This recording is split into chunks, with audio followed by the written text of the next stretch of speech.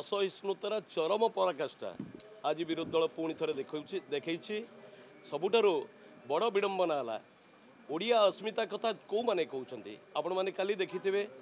विरोधी दल नेतांकर वक्तव्य कौ ओडिया अस्मितार परिचायक थिला एवं आईन श्रृंखलार कथा कौ माने कहते जो मैंने आईन श्रृंखलार कथा को 25 वर्ष धरी ध्वंस कर देते आज आईन श्रृंखला कथा को नहीं भारी व्यस्त हो पड़ुं मोर प्रश्न कौटी आईन श्रृंखला था जो प्रताप जेना ना मकदमा था कौटी आईन श्रृंखला था जो दिव्यशंकर मिश्र ना अभियोग था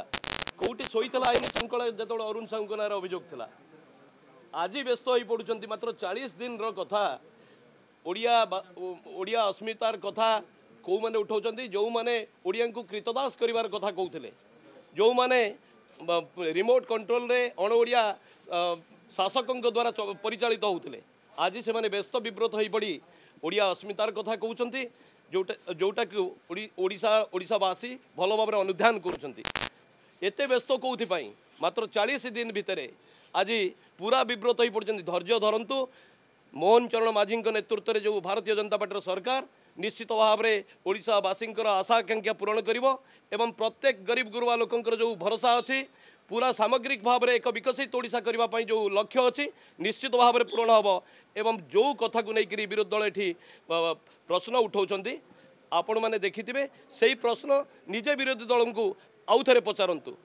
कौन कर 25 वर्ष आज कौपाई आसी कुंभीर कांदना कांदुंट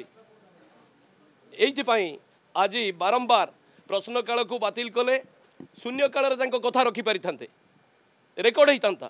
तार उत्तर रखि था किंतु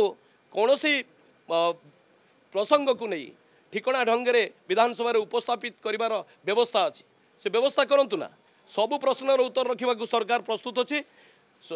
विधानसभा न चलई दबार बाहाना ये बाहाना चलिब नहीं।